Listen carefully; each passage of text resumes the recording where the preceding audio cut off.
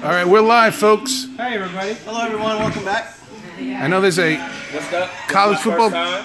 This is Timm Smith. This is Brian Rivera. How you doing? Excellent. We started a little later than we thought, but we filmed a beautiful commercial.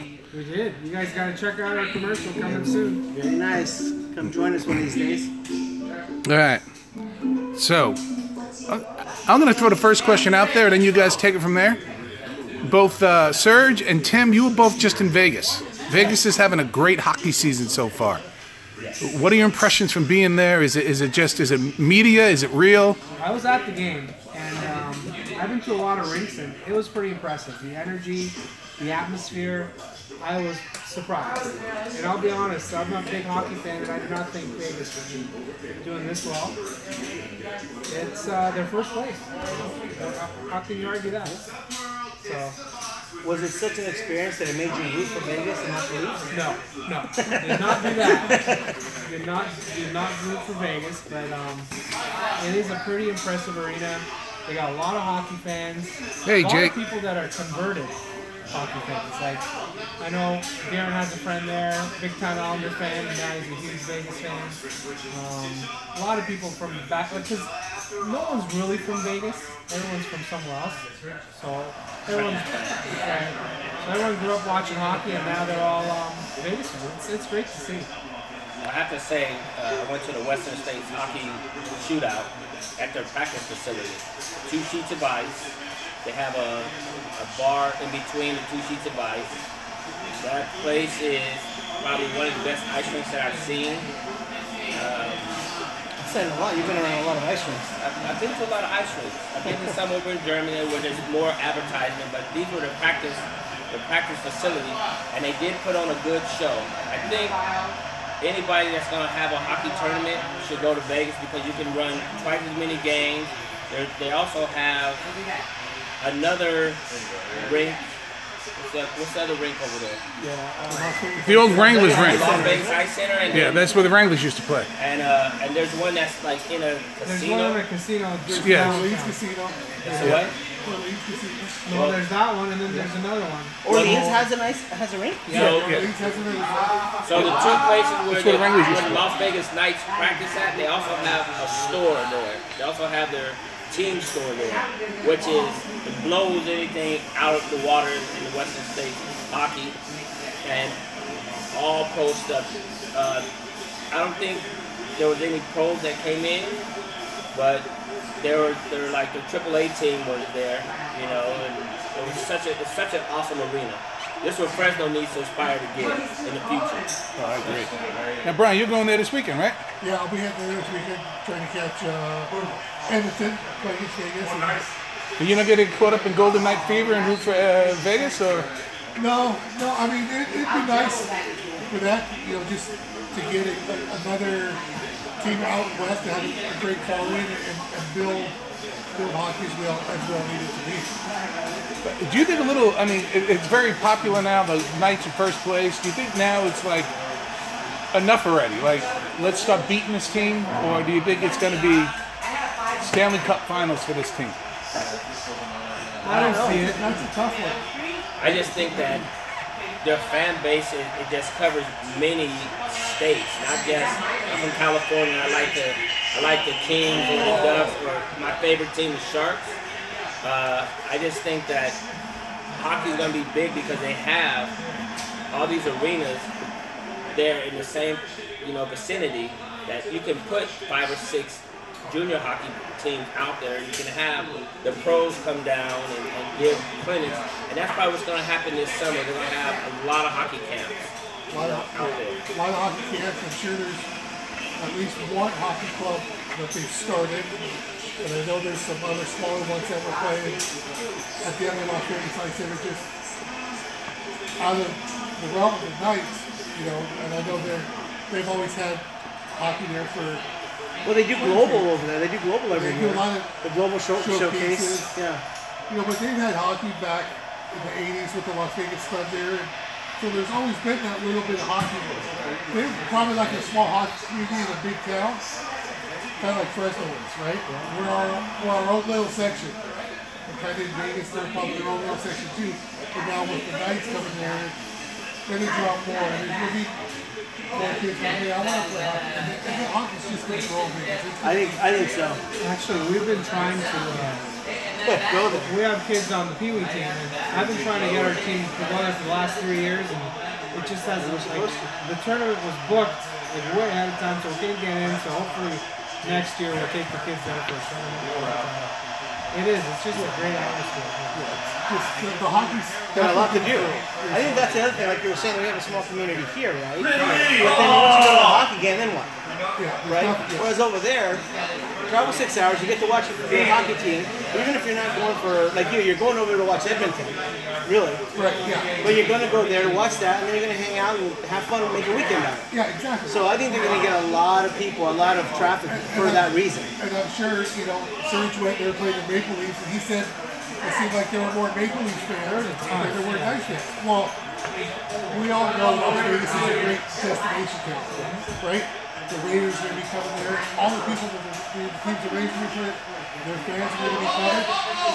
I think it's kind of doing the same thing right now for Vegas. Everybody's, they just got hit with the weather, the East Coast. It's like, when's Boston going to be the biggest? Let's make a weekend out of it. Let's make a trip. Let's make a vacation. I never thought of that. That's a home run. Well, the other thing too is think about it. Where are they located, right? So you'll get, like, we're going over there. We already got 2 people that are going over there from California to watch. So whatever your team is that's going to play against Vegas, there's potential. Then you have people from LA. The Kings are going to play the Knights. Are they in the same division? Yep. Let me see. Am I going to watch them in LA and deal with traffic, or make a trip and go to Vegas and watch them play there? They're going to go to Vegas. Colorado and LA played a preseason game there for the last 14 They've been doing that for a while, yeah. right? And it's an LA Kings home game for preseason. They played at the MGM Grand, at the Arena Grand. And it seats about 10 to 12,000. And it was honestly just packed, and it was the greatest atmosphere. You have so much fun going to the game, and it's Vegas, no one gets mad at each other. There's no fights, everybody's got a cocktail in their hand. A friendly banter between the two, and they're like, oh, hey, good job, guys, see you later, maybe we'll catch you later, we're going here, come hang out with us. And, you end up meeting some other people, and it really makes for a fun atmosphere. I think I'm pretty sure that I'm going to play on an adult team in a tournament there. I got a month and a half, maybe 2 months to get in shape. Get back into old hockey shape that I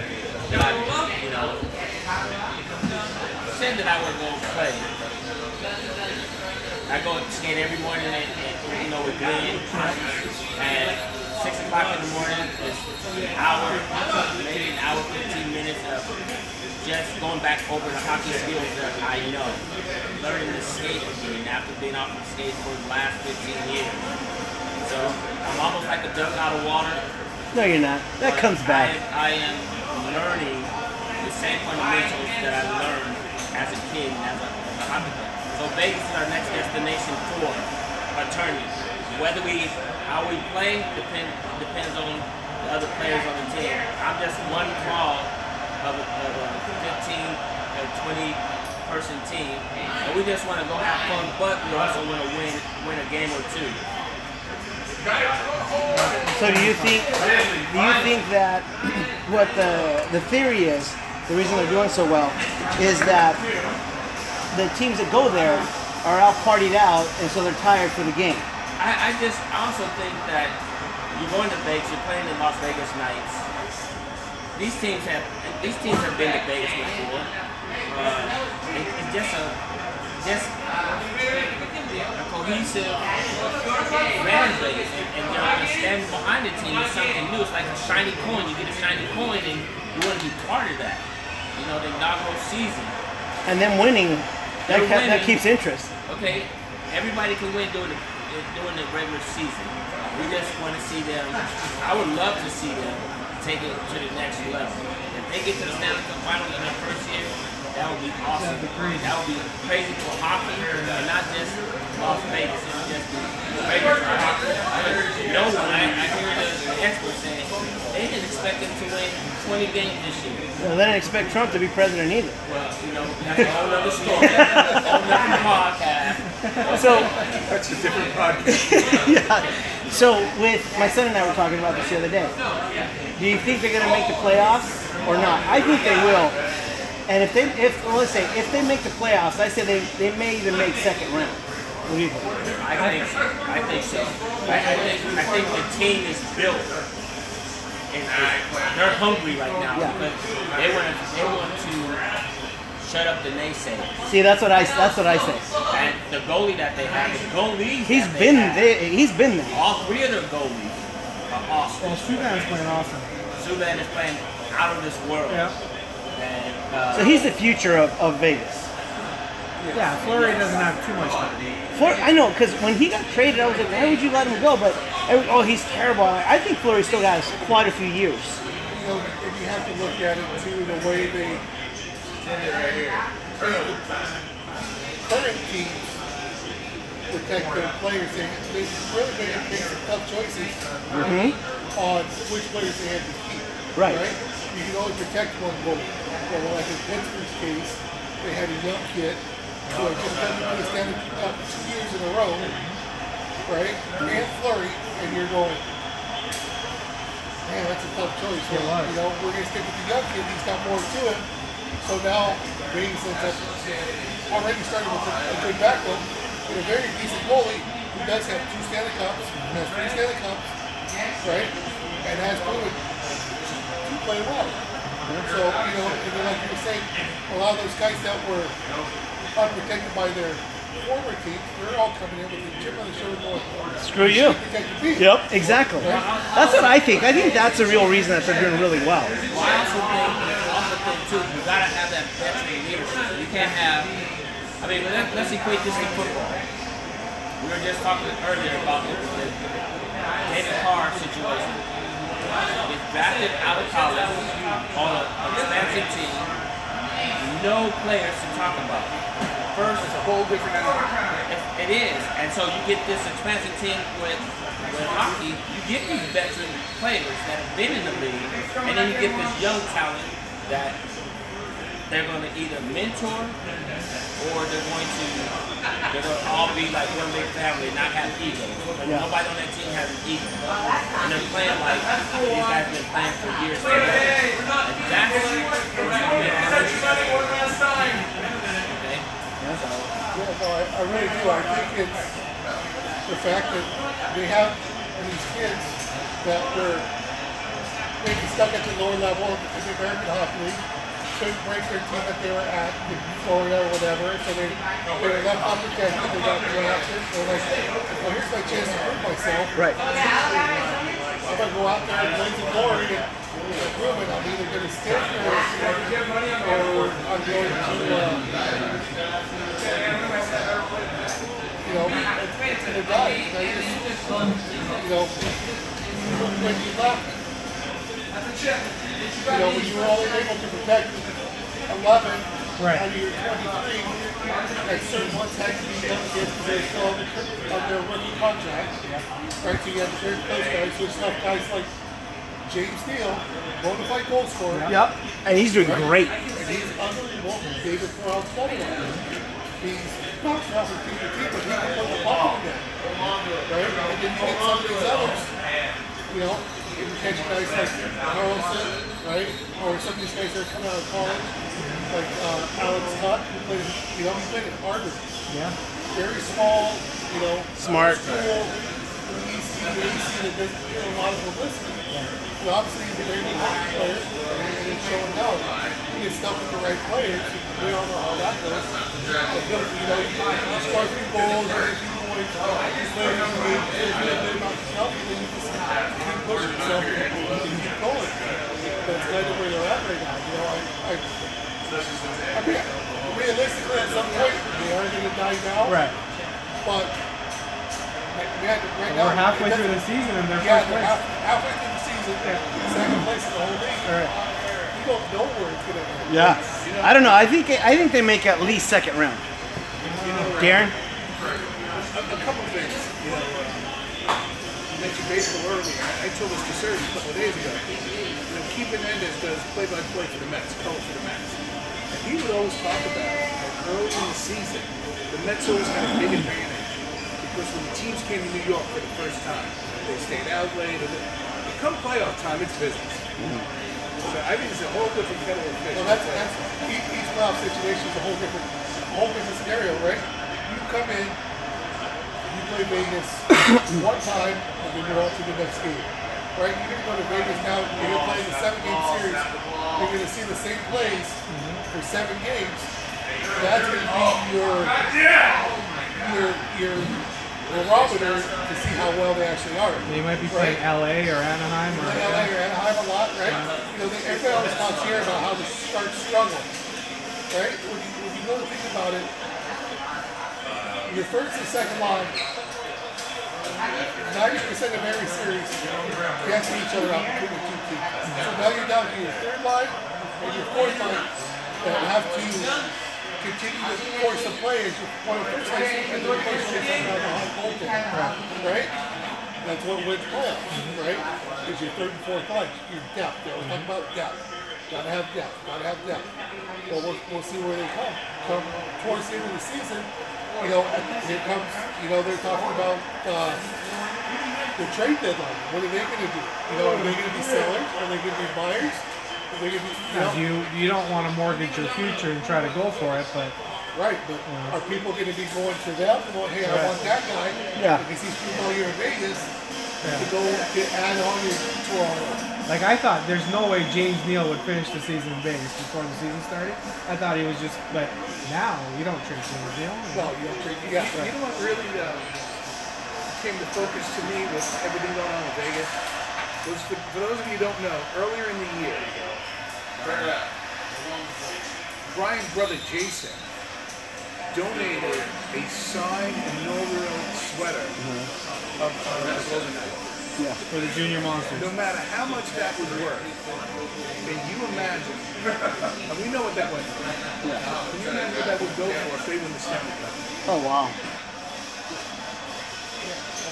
That is amazing. Have to break into somebody's house and take it off their boat. I think Dr. Basil has it. Yes, Dr. Basil has it. You know, another thing I thought of, kind of like switching gears a little bit. You mentioned about the college, the guy who played at Harvard, having a really good season, is, and you always bring this up, because Serge knows so much about hockey. It used to be you had to go to the juniors and you know, go to KHL. More and more, these players are skipping that and going to college. It used to be where the colleges, they were good players, but, and I think the first, you know, it was close to 1980 hockey team in the USA, but I mean, Ken Morrow out of Bowling Green, and being a Ranger fan, it's tough for me to give him praise. 4 Stanley Cups. We took George McPhee, DC now. More and more of these players coming out of college, and they're bypassing the old way that used to get to the Well, because the USA hockey's come a long way. Like, back in the 80s, there wasn't a lot of American hockey players in the NHL. And now that has gone up because of the college program. So people, they go to the college system and then they go to the NHL. Well, let me ask you, in Canada, we're starting to see that as well. There's college hockey in Canada is not a thing. Not a big thing. But there are Canadian kids that go to US. that go to US university. Okay. So, like on our local hockey team, the Monsters, we have international players, and one of the goalies told me he's from Czechoslovakia. And you know, hockey over there is like air, like it is in Canada. Yeah. He told me that this level of hockey here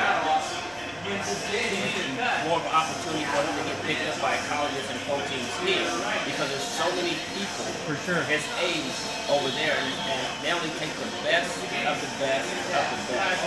And if he said before, like his dad played hockey, his dad had to go to Russia and play hockey because Russian was dominant at the time, and he sent them over here to play hockey. Only go over here and play hockey, get picked up by college, and then that's the stepping stone is going to go to the pro. So, I mean, we even have good hockey players here. We just need to keep breeding them. Hopefully we can give them the means to make it to the next level instead of stopping here. Encourage them to go to college, get away from home to experience life, experience other hockey cultures,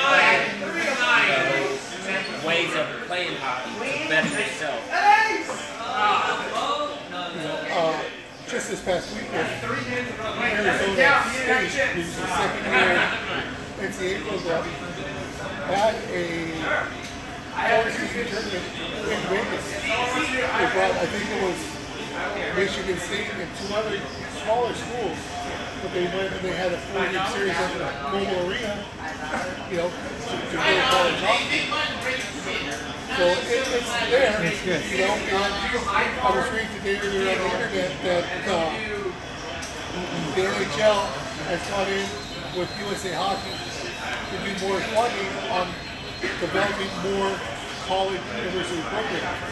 The University of Illinois, I guess, has a really good club hockey team, Division I, that's national, like Penn State was before. They were always top of the line. So they're doing feasibility studies to give more money to the university through the NHL to fund their programs to get more college hockey programs going, because there is that opportunity. They see that opportunity coming, that they want to get hockey, college hockey, out of the Midwest and the Central and the East, and they really want to bring it out west and make it a national thing like football and basketball and everything else. So the NHL sees it, so they're definitely trying on their end to find ways to make it happen. Which is, and if you can get hockey out here on the West Coast, or you got Denver, but if you can get into UNLV or even any of the Pac-12 schools, not that same quality in different football. USC, maybe UCLA plays Staples Center 2 or 3 times a year. They get 3,000 or 4,000 people. So the opportunity is there. It's finding the right time and the funding to do it. It's been it's going to be interesting in the next 5-10 years to see what really happens with college hockey.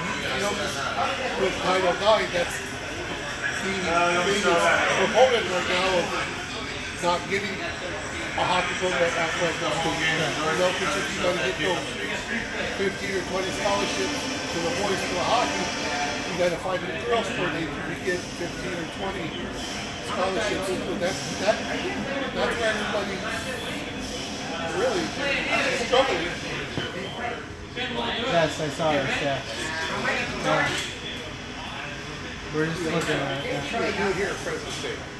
The reception, because there is, if you go maybe a feasibility study on Oakland that you're talking about, a feasibility study on Oakland to see if they want to put some money into that to the schools over there. It's a wonderful thing. And so, anyway, how you feeling about your Red Wings? They won 4 in a row. So you're feeling good, right? We'll see. I don't know that they'll make playoffs, but they won 4 in a row, so that's good. So if they make the playoffs this year, even the first round, I mean, it's okay because last year they missed, right? Right. Well, that's the thing. They got the new arena, right?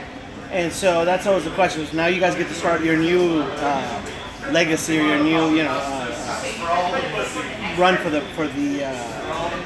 playoffs. And I think that may be kind of the thing. Like if they make it this year, they don't make it next year, then they're done. Because they have such a high expectation from making the playoffs for 25 years straight that that's like we were saying, that's pretty tough. And Larkin last year didn't do much. I think he was kind of a disappointment. They thought he's coming out, he's fast as skater, he's going to do great, and he didn't really do very well. This year, though, he's doing much better. Him, Tatar, they're doing much better. And then you have Anthony Siu, he's been doing really well. I kind of don't care for him too much because you have the older skaters that skated there, they skated their entire career. Lindstrom, Iserman. They would, when they went in to do their contracts, they're like, we're fine. Just sign somebody new so that we have a good team. Somebody just scored. He missed. Oh, he missed. He missed the field goal. Wow. 120. End of regulation. Could have won it. So, where you have, Iserman and Lindstrom, who played their entire careers there, and their contract negotiations, they didn't fight for more money. They're like, we're fine. Just make sure we sign good talent, so we have a long time to continue being prosperous and win. And you have Anthony Siu, who held out. It's his second or third year, and he held out. He said, no, I want more money. So yeah, he's a good player, but at the same time, that's not the culture in Detroit. So that's kind of the culture in football, So, but he is a good player and he's doing really well. So I mean, I don't know. We'll see how it goes. But as far as playoffs this year, hopefully they'll make it and hopefully they'll continue on. But we'll see. The NHL's better when Detroit's on playoffs. Yeah. A whole lot better. Agreed. Remember those lines in the 70s and the 80s when that whole team was better off? And that was the team that no one could touch. Yep.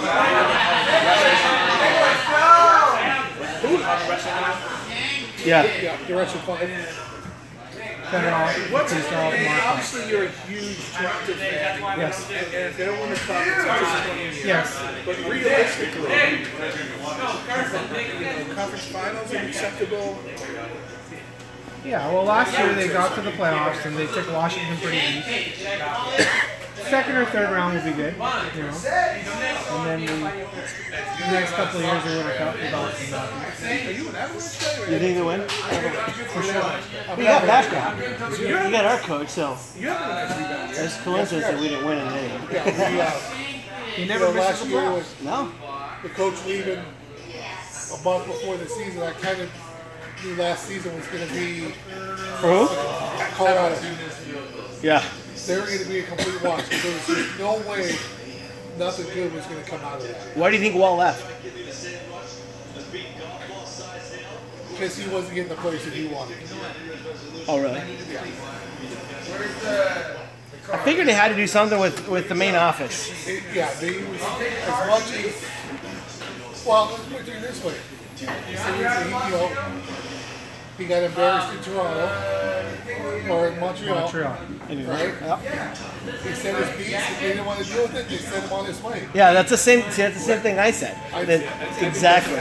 I honestly do. As much as he was his few years coaching with us, that he made improvements for a team and we got better. We got to a point where he wanted certain players, and management didn't want to. Reciprocate. They're into the chorusy and all those statistical things that I don't know how I feel about that. I think you can concentrate too much on it and it can affect your team. But there's lots of teams that base it so on that, and they're happy with that. I think Colorado was going that way, and I still think they're going that way because we still have a very young team who, we are surprised that a few teams along the way, we just snuck into the 8th playoff spot the other night off a big win, but I don't know how much longer it's going to sustain. It's amazing. There's 5 of us here and we all cheer for different teams. I have a question. Do you think general managers of any team, football, football, baseball, hockey, whatever, do you think they have an ego when they want to pick certain players, or the owner tells them to pick certain players, or the coach goes out and picks certain players, and the general manager doesn't want to go that route? Do you think that's what causes a lot of dissension within that team? Yeah, absolutely. Absolutely. Yeah. Well, I've always used was it Singletary in San Francisco. He didn't fool around. He had, this is what you're going to do. You're going to come on. I don't care if you're a superstar. I'll bench you, which he did. Head office didn't like it. Said, hey, they're paying to see him play. Put him in. I was like, no, I'm not going to do it. Okay. And then he walked because he wouldn't do it. Let's go back a little further. I know this is off the hockey thing, but look at the Barlow. When he took over the 49ers, that team was 1-15, 2-14, and he built that team too. He got middle of the round players. He got players from different schools, and he built that team and had Super Bowl winners.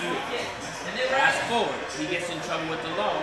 He gives the team over to his sister and her husband. He's a lawyer. He used it as a business. They fast forward again. They gifted that team to their son. Never played any sports in his life. Trust fund baby. And he had an ego like, I'm the owner. I know it's good for my team. And he's let so many good coaches leave. Take care. He let Mike Singletary leave, which was a disciplinarian. He let Harbaugh go because Barkley didn't like Harbaugh. Harbaugh knew football. So did Singletary. Yep. But you had Barkley that had ego problems with the team and dismantled a potential Super Bowl playoff team every year because of ego. And I see that in hockey too. I saw that with the guy from Overland, the goalie of Patrick Roy. yeah. Yeah, that's what we're talking about. It just amazes me how you get this talent and then you have somebody that's never played the sport screw it up. Well, you know, it works the other way too. And I bring it up with the Rangers after 40 years winning the Cup. And I was fortunate enough to have a long conversation with Neil Smith, former GM of the Rangers, to your point. And he's got an ego. But you know what? He's got an ego. And sometimes you have an ego and you get it works out, and sometimes you don't. He put together a team, a bunch of former Oilers, that won President's Cup and won the Stanley Cup. And then he had problems with the ownership because they didn't like that. They used my team. But he brought Messier in, he brought Anderson in, he brought all those guys in. And and he never had success anywhere else. But that one moment in time, they said, hey, you got this talent, you have this vision, and it works. It works. I mean, some GMs are really, really good, and then some. Well, you look at the movie Miracle, right? And they got that one scene where Picks his team. they brought 40-something players for a whole group of people to scout. Yeah. And picked the Olympic team, and he picked this team after the first practice. Yeah. And he told them they were all and he cut everybody else, and they had a big to-do about, oh, that's not right. He goes, it doesn't matter what's right, that's what I want. Yep. Right? And he was able enough to persuade them enough to go and say, hey, let me do it my way. Yeah. Right? And Well, it works, but then again, it's a chance. It's a chance you take. Yeah. Sometimes it works and sometimes it doesn't. I don't know. I think you hire a coach to do that. Coach. You have, your general managers, you have your scouts and everybody else. Well, then they need to do their job and they need to bring in the talent based on what the coach says. This is what I need. I need a passer, or I need I need somebody who passes the puck, somebody sets up. I don't need a goal scorer. We have 3 of them. Why bring in another? Right? Well, that's Edmonton's problem. Edmonton, they got the first pick year after year after year. What they do? They just keep picking the best player. The best player. Or it happened to be forward. Happened to be forward. Happened to be a forward. They had 6 top 5 draft picks playing all at one time. None of them were defense. Yeah. None of them were a goalie. And that goes to another discussion, regardless if it's hockey or any sport. Do you draft the best player in the league, or do you draft need? Obviously, Edmonton was drafting the best player, not the need. Well, But they have something to shop later, though. If you have a good GM. if you're Right. drafting first overall, you have to draft the best player. Right? You can't give up. That's trade bait. Right. Well, Belichick, Right, yeah. Belichick That's what I mean. He'd have traded down. Right. You can, or you can trade down. Yeah. But they drafted Yakupov, and he was a bust. He's been on like 4 different teams now. And now he's having a rebound here in Colorado. Yeah. You Yeah. know, it's real weird. You have to look at the atmosphere that you're going to bring the player into. If you look at it, not everybody can play in New York, can play in Toronto, Right. right? Can play in Detroit, Right. because of the The media. Yeah. right? Edmonton was that way. They were doldrums for so long. They came in, oh, this guy's going to save it. This guy's going to save the program. You know, this guy's going to save the organization. This guy's going to save. We heard it for 5 years, 6 years. And how many of them do they have left? They got rid of Taylor Hall. They got rid of Everly. They got rid of Yakupov. They got rid of Yakupov. Oh my God! Holy shit! Say goodnight, Gracie. That's it. Wow. I can't believe Alabama wins.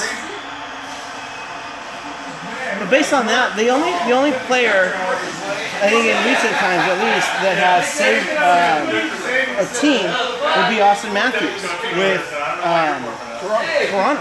But then they also got Babcock to coach. So they got Matthews and you got Babcock. With both, you know, Matthews was not proven. I mean, he's proven in juniors, right? And he comes up here, you expect him to do well, but how often do they not? Just like I said, Larkin earlier. We expected a lot. He hasn't done much. Now he's starting to come in. How long do you wait for them to produce? Here, he had instant production, and with the addition of Babcock who coach, and basically they're building a team around him, and they're really successful. So in that aspect, that kind of worked. Yeah, and then that same as, okay, we'll go to your team, Detroit. Pavel Datsyuk. Yep. Right? 16th. He was 16th though. 6th round drafted. Yeah. Right? The Detroit scout in Russia found him because he went there for a game in Russia. The game got canceled.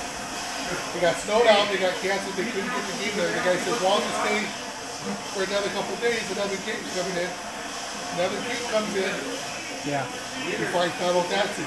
If the other game would have played, he would have left. Datsyuk would still be in Russia. Nobody ever would have seen him. Right? And you give him the 6th round because nobody knows who he is. Right. He dominates for 10 years. Yeah, but that's the thing though, that Detroit has always done that well. They've always drafted really well. So I was kind of wondering if they've lost the guy that did all the scouts, if they changed scouts or whatnot. I don't know. I haven't looked into it, but because for decades they had great players, and they're not top picks. They've always been 5th, 6th, you know, draft picks, but they see something and they play, and they play great and have long careers. I mean, they do really well there. So I don't know. That again, you go by head coach, you go by the scout. I mean, it's such a huge system. Yeah, it is, and it all goes down to the team. You got down to a fairly good team they had. Yeah, right? Fedorov, they had. I mean, they had a lot of mentors, but yeah, you had a lot of mentors for them to sit there and through. Right? You go to Edmonton, they didn't have anybody. Yeah. So these kids are 19, 18 years old, trying to figure it out on their own, getting millions of dollars a year going. I'm still getting paid. Yeah, I'm getting paid. I'm having a good time. Yeah, but I don't know. I don't say that it's that, but... No, I know, but I see that more like... And again, I'm very partial to football. I mean, to hockey. I don't like football. But I see that attitude in football. Like, I'm getting paid. What do I care? Right.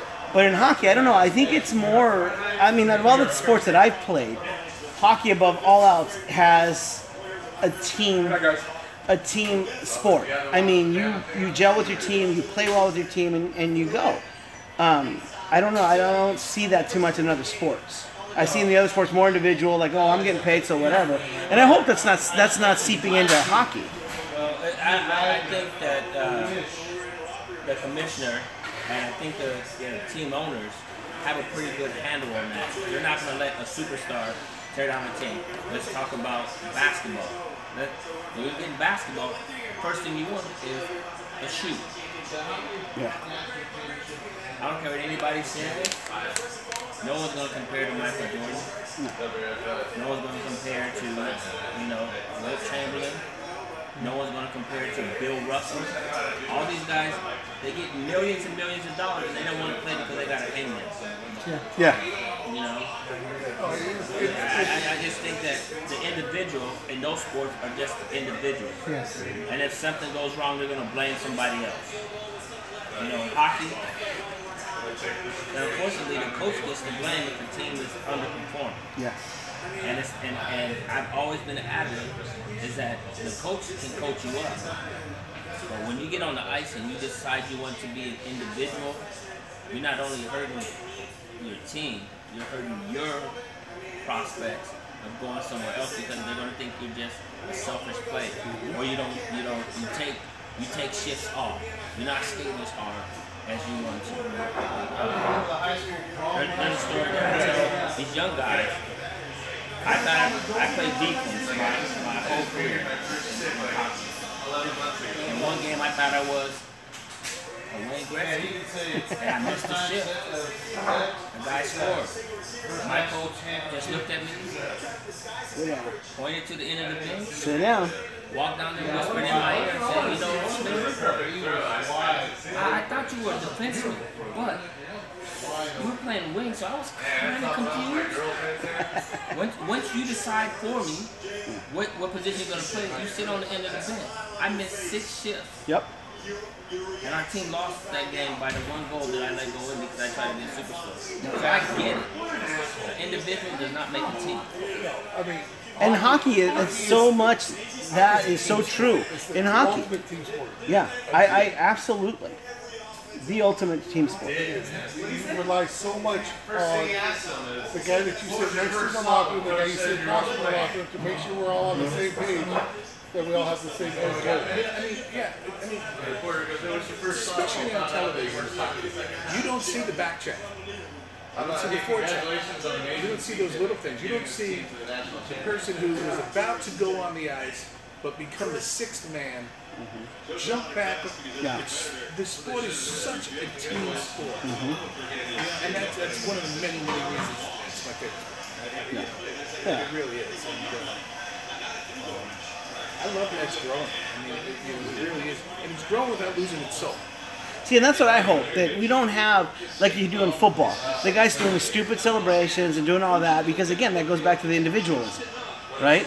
No, you high-five the rest of your team. I mean, I don't know, you see these guys when they score, I mean, superstars, and they're like little kids. Like, they just, got their present they wanted for Christmas. They're jumping up and down, and it's not about me. It's not, let me choreograph this celebration dance. It's like, Lord, I hope that doesn't happen. I hope Batman stops that.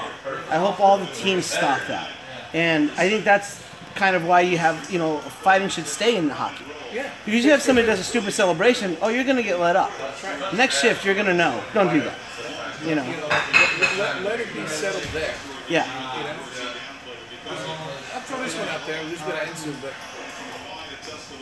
I have a problem with the rule this year. And shame on me if it was last year as well. But if you want to instant replay review and you're not right, the other team goes on a power. I'm not a big fan of it. Because you should get at least one. And because to get it right, you should be penalized. If it's very quick, excuse me for saying that means I don't explain it properly. If you thought it was an offside, you should get one, and then you lose two. I think baseball does that pretty well. But to have to sacrifice, a power play to see if I'm right. I don't think it's a power play, but I know you lose Your timeout. No, you lose your timeout. You lose your timeout. Am I wrong? They may have changed it. I don't know. I think it's just the offside if you challenge the offside. Challenge you offside. If you challenge the offside and you're wrong, it's a penalty. It's a penalty. Oh, okay. So that must be It's new.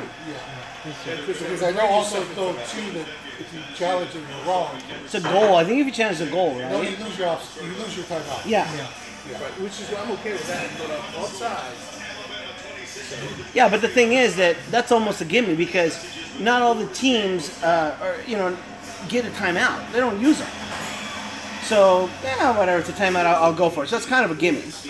But if you're going to do it continuously, then I think that's the reason they did that you're going to get penalized.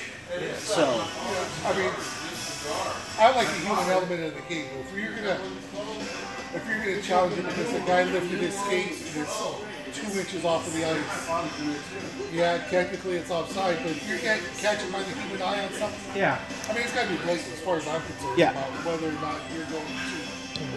I think goals should be reviewed. Yeah, absolutely.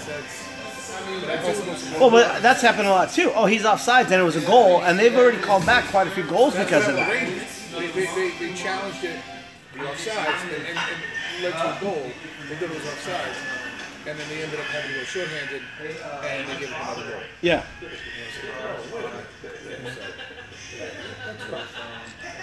I just think that every scoring play should be reviewed, especially in this lower league. In Valencia, I'll tell you, they don't have goal judges. We went down there last year. We had to win, just get 1 point.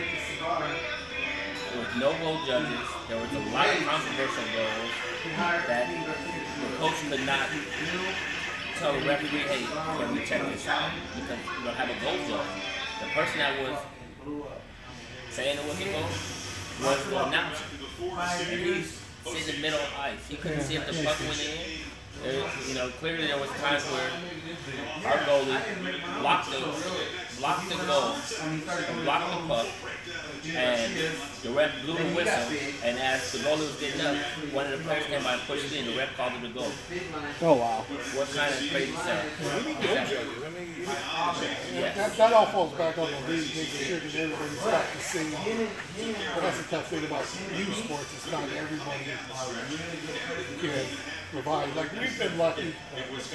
We have 4 refs. Yeah, we've been lucky because we've had a pro off-ice staff work all of our games.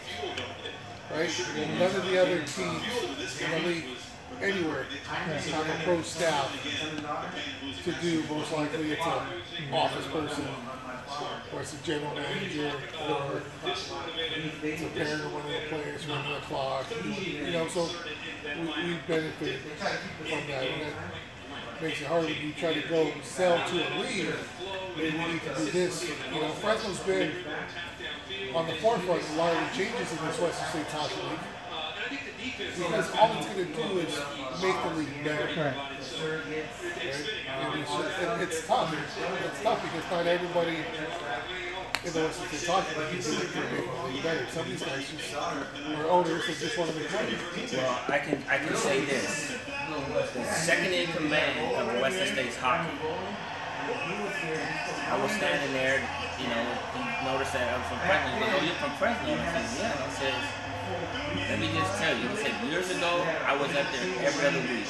What's going on?" He says, "But over the last 4 years, you guys have been the trendsetters in the Western States Hockey League." He said, "You guys have over 10,000 Facebook fans, close to 9,500 Twitter, and close to 8,500 Instagram."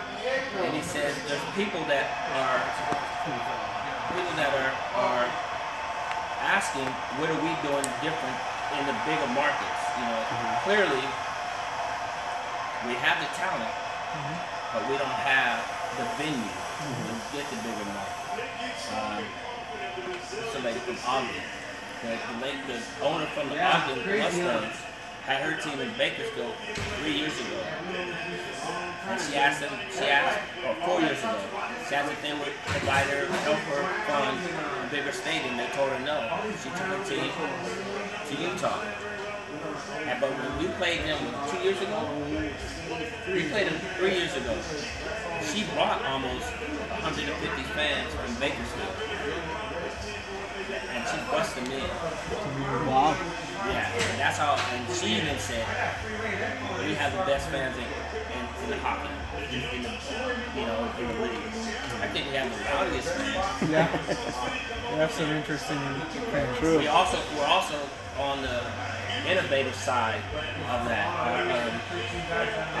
Our operations person is always scouring, the internet from like North Dakota State or North Carolina. A lot of the stuff that you see is already something that he saw from a different school that he decided to take a little bit of each.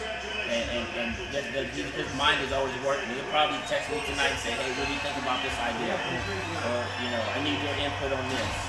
And so at least that's the little part that I like, because we're always changing something up. I think we should do that, not just for our monsters, we should do it for our whole hockey program here in Fresno. Just be under one big umbrella. Definitely makes sense.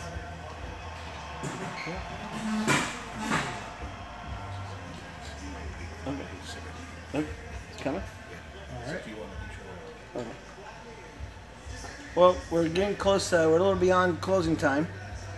However, the game was on, so Cigar Mas Fino, as they usually do, stayed open to allow us to watch the game, finish that, and so we're going to wrap up here. We're just going to have Moses come by and say a little hello, showcase a cigar. So, Shout out to Alabama. What's the cigar of the week? congratulations, Alabama. So here we go, Moses. What's going on, buddy? What's up, fellas? All right. What a great night here tonight, man. What a game! What a game! What a game. A lot of stuff going on. It was a good night. Yeah. So anyhow, today we're going to talk about the Tatuaje brand. This is a really, really, really unique brand, a coveted brand. This brand right here is this brown label is kind of hard to get. Pink, right? A lot of dealers will get the red label, which is their mass production in Nicaragua, but their brown label, these are made in Miami by 15 rollers. Pepin Garcia, he wrote 49 years in Cuba, and that's his little baby, the browns. So us being a brown dealer, we pretty much get to call in almost any style or any size of the browns because we've been with them so long that they let us have action at it. Well, a lot of dealers can't. You know? Now, Pepin also has his own brand too, right? And he still rolls for Tatuaje. Yeah, Pepin has his own brand, Pepin Garcia, and my father. They're all under one umbrella. They're just two different lines. He runs it too with his son and daughter, Janny and Jaime Jr. But these right here are really, really special, man. I mean, this guy almost mimicked Cuban style cigars. You know, like I said, a lot of people will chase these browns, or they'll find out on his website that I'm a dealer for a brown label, and these are just really, really unique. It's a pleasure to even have these cigars here. Yeah. At least these brown labels. That's Pete Johnson, right? Pete Johnson. Pete Johnson. When he first got in the business, he was ready to have one made. So that's who he chose. He's like, all right, I found the guy. Yeah. This is the guy who's. And he took off because when he first came out with the Tatuaje, it took off fast. Yes. That thing skyrocketed. I mean, I think he even told me one time, because he's been here a few times, that it caught him off guard. He didn't realize it was going to get that big that fast. But I mean, he knew what he was doing. He was patient because he's been in the. He was actually a manager for the Grand Havana Room in Beverly Hills, which as makers would come and visit and stuff, they would always say, "Hey, Pete, try this, try this." You know, they valued his opinion and stuff on their blends. So he's seen it all. So he could have had almost any of these guys. The Fuente family would go frequent there. He could have had anybody make his cigar, but he chose the Bean, which is pretty cool. I love them. These cigars. You know, I mean, so much happens here at that Cigar Mas Fino. Just, I mean, the camaraderie, but there's a deep understanding of the fine cigar. I mean, that's why it's named what it is. And, you know, we've had, Rocky Patel here before, I was able to meet him, but, and God bless him, a great man. But when I met Pepin here, remember that? That was unbelievable. Oh wow, I missed that. I missed that show. Pepin was here. He was. Oh wow. Man, I think we were only open about 4 years, maybe. And we're on our 12th. He came. You remember that? He had a little roller guy with him, and they were sitting up over here. And before even Bluetooth was strong, we had to run a cable to that TV up there, and we would loop YouTube videos of him, and he was just like, he was just constantly staring like, I remember that. I remember that. Wow, where'd you find that? I remember that. And it was, he just kept. He thought it was the neatest thing ever to see himself being looped. Yeah. And it was. He spoke no English, so my dad had to kind of. But it was such a. Translate. He didn't rush people through. It was just. You knew you were around cigar royalty. Yeah. You know. Oh heck yeah. Yeah. As a matter of fact, we were just. I was just talking to Scott right there, and he's like, I was telling him the story about that, and he's like, man, you could probably never get him here. I go, probably not, man. That's a big old rock star now. It'd be tough to even get him to come here again. Yeah. So what's the relationship with the My Father cigar, and is that connected at all with Pepin or no? Or yes, that's his cigar. That's his cigar. That's his cigar. I think after he got Pete off the ground, and then he realized, wait a minute. Right. That's kind of what I'm getting at. Yeah. I'm behind this. I'm not that retired anymore. I'm behind this. So he is like, well, you know what? I'm gonna get my stuff going here. So that's when he launched Don Pepin Garcia. Right. That line, and that took off. Yeah. And so then that's The when blues were what I used to like. the blues and the blacks. Yep. And then that's when he got into when he brought his kids on board, and they came out with My Father, which the ratings went through the roof. And Yeah, that was a good Cigar of smoke. the year a few times, and he you know, he just figured, hey, I need to get involved in this, you know. Yeah. And then Pete, you know, it's no longer a rumor. He's still first it was, I mean, it was a hush hush, I should say. Right. But he dates his daughter. They're a couple. Nice. Yeah. So, excellent. So now the next cigar is keep it in the family, eh? Yeah. Yeah. So, you know, one last thing. So we'll let you go home. We'll finish up. And again, thanks for the time today and for, you know, this is the place for people.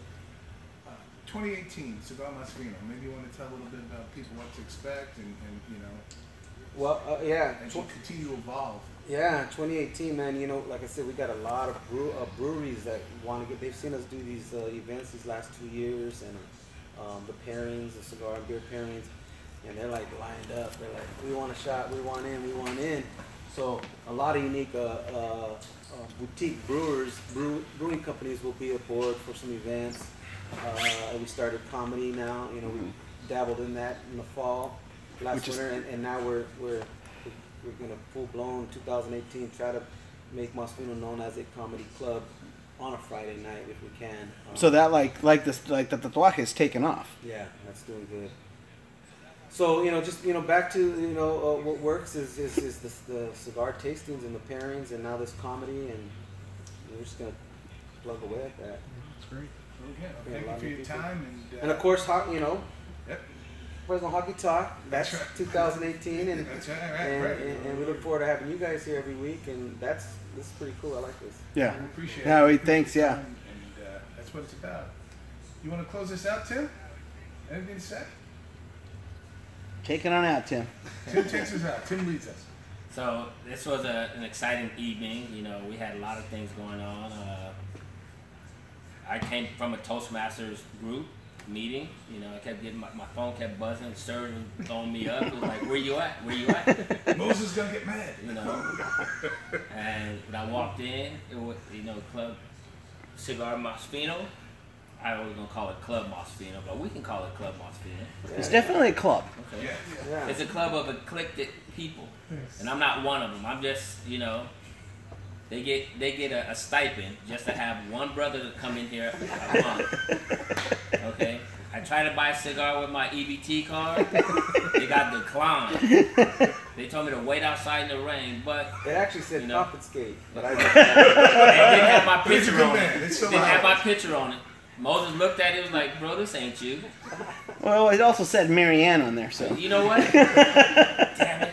The blonde hair, blue eyes. But the atmosphere in here tonight was charged because there was the national championship football game where Alabama came back and won 26-23. They were down by 20 points at one time. And then he had, was it poker? Yeah, Poker You know, going. friendly game of poker. Okay. I asked for something to drink. He told me if I want something to drink, just go get the water off the awnings coming outside. They didn't have no glasses here. I thought I was in the South. Okay. Everybody else got sodas and water. I got nothing. Look. And a brother's been out in the field working too. You know, so. But this is a nice place to come. It's a very friendly atmosphere. Fresno Hockey Talk is about to do some big things and some small things and anything I can get away with, you know. So we just keep that all under one umbrella. And Moses is the man. Come down to see him. Come down to see him and smoke a few blunts. Cigars. and play some dice with you. Play some dice, you know. Mine gotta be loaded though. Yeah. You know. So you know how a pimp does it. He never loses. So other than that, good atmosphere. Come down. It's on Cedar and Knees. And come visit us. You might run into me, you might not. If your car's out there, it may not be out there when you step out. I'm just saying, Brian is good for carjacking people. Okay? Be Rev. Thank you. Be Rev. That's a street name. That's right. Be Rev. Yes. Well, thank you. Awesome. Thank you. All right. Alrighty, thanks everybody from Fresno Hockey Talk. We'll see you next Monday. All right. Did you kill it? No. Kill it.